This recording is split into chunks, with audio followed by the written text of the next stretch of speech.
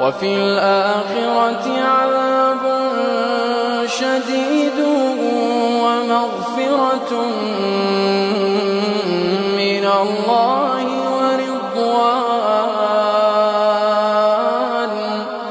وما الحياة الدنيا إلا متاع الغرور. سابقوا إلى مغفرة من ربكم وجنة عرضها كعرض السماء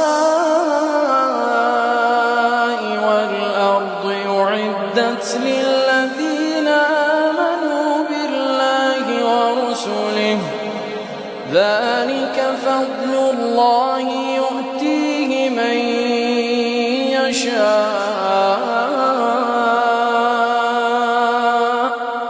والله ذو الفضل العظيم.